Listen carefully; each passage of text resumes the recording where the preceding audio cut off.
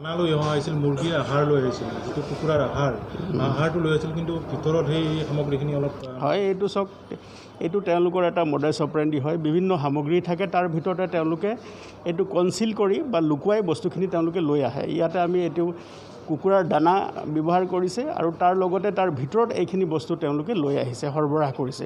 গতিকে আমি ইয়াৰ লগত কি চক্ৰ আছে আৰু কি চক্ৰ আছে বা আন্তঃৰাষ্ট্ৰীয় বা আন্তঃৰাজ্যিক কি সম্পৰ্ক আছে, গোটেইবিলাক আমি অনুসন্ধান কৰি আছোঁ আৰু শীঘ্ৰেই আমি তেওঁলোকক কৰায়ত্ব কৰি তেওঁলোকৰ বিৰুদ্ধে আমি কঠোৰতম আইনগত ব্যৱস্থা গ্ৰহণ কৰিম।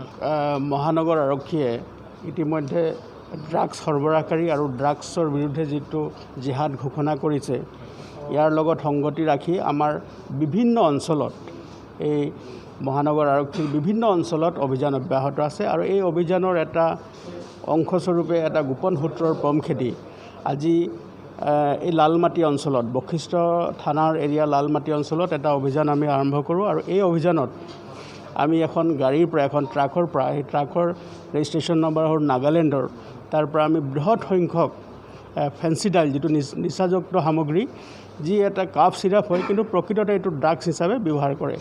গতিকে এই ফেন্সিডাইল আমি 1500 বটল আমি জব্দ কৰিছোঁ আৰু এতিয়া আমাৰ অনুসন্ধান এতিয়া অব্যাহত আছে, এতিয়া চলি আছে। আমি কেইবাজনো ব্যক্তিক আমি সোধ পোছৰ কাৰণে আনিছোঁ আৰু এতিয়াও আমাৰ অনুসন্ধান বৰ্তমানে চলি আছে।